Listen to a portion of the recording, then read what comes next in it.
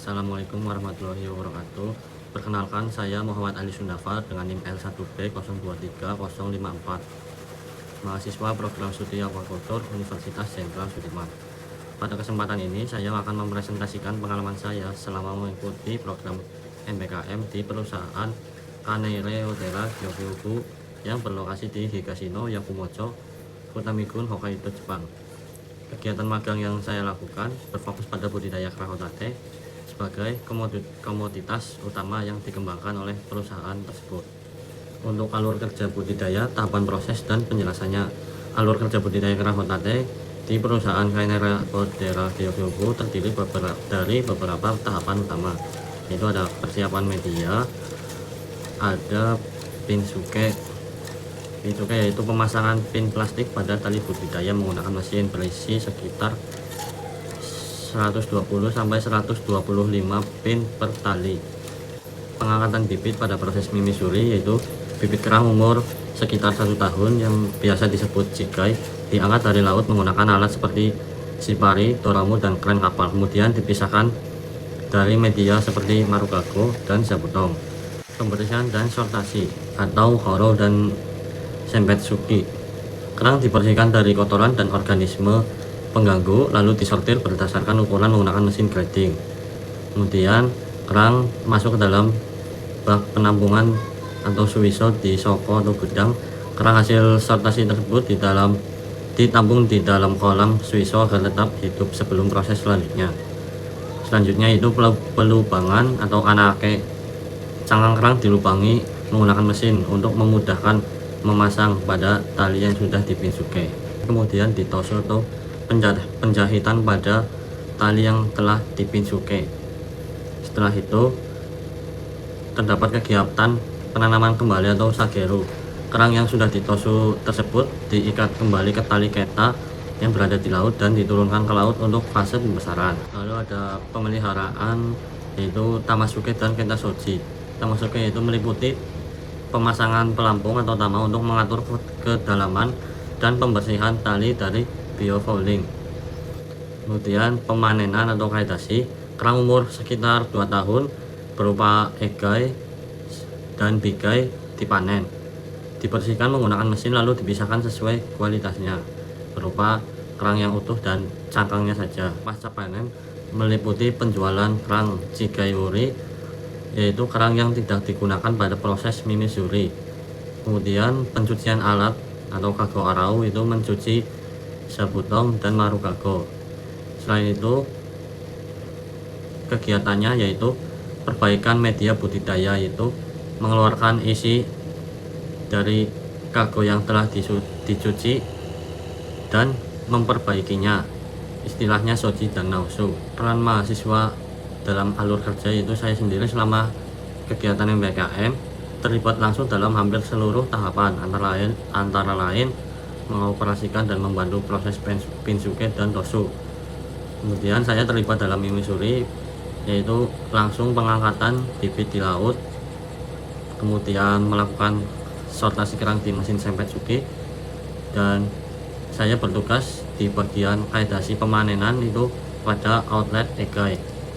Selain itu saya melakukan okamawari, yaitu menjaga ketersediaan bahan produksi pada saat tosu.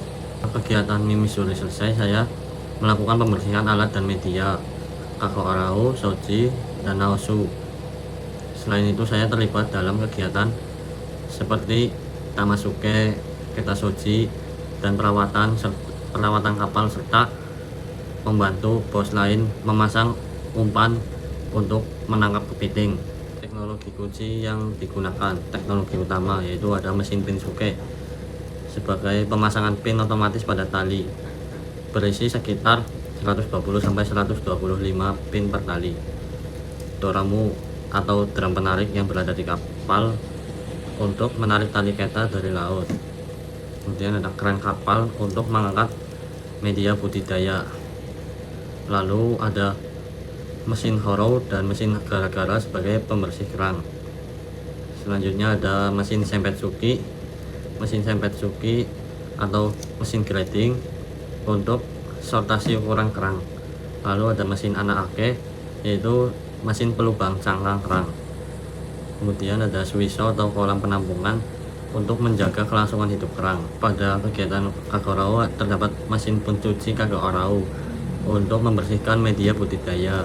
Fungsi dan manfaat teknologi meningkatkan efisiensi kerja, yaitu proses cepat dan terstandar, mengurangi tenaga kerja manual, kemudian menjamin kualitas produk melalui sortasi ukuran yang konsisten. Selanjutnya meminimalkan kerusakan kerang. Lalu yang terakhir meningkatkan produktivitas produksi skala besar. Standar kerja dan disiplin industri Jepang. Penerapan SOP. Setiap kegiatan memiliki prosedur kerja yang jelas, mulai dari pengangkatan kerang hingga pasca panen, termasuk penggunaan alat dan alur kerja yang sistematis. Kemudian kedisiplinan waktu dan jam kerja dimulai sangat pagi, bahkan pukul jam 1 pagi setiap hari. Pada waktu kerja biasanya berdurasi 8 jam hingga 9 jam. Bekerja dituntut cepat, tepat waktu, dan efisien. Tidak ada toleransi keterlambatan dalam operasional kapal. Keselamatan kerja K3, penggunaan alat pelindung seperti sarung tangan, batu kerja, dan mantel kerja. Pengoperasian alat berat dilakukan sesuai standar. Koordinasi tim sangat penting untuk menghindari kecelakaan, terutama di atas kapal karena sangat berbahaya. Kemudian budaya kerja Jepang, yaitu kerja keras dan tanggung jawab yang tinggi.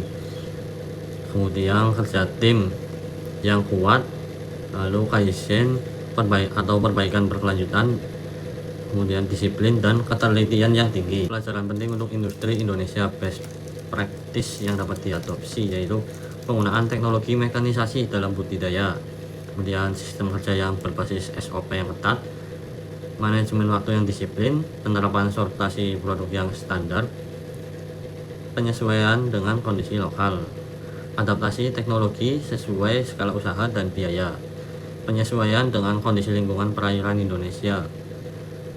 Kemudian pelatihan SDM agar mampu mengoperasikan teknologi, refleksi pembelajaran pribadi. Kegiatan MBKM ini memberikan pengalaman langsung mengenai pentingnya kerja keras dan disiplin yang tinggi, kemudian kemampuan bekerja dalam tim internasional, pemahaman nyata tentang budidaya skala industri, dan peningkatan keterampilan teknis dan mental kerja. Terima kasih, sekian dari saya. Wassalamualaikum warahmatullahi wabarakatuh.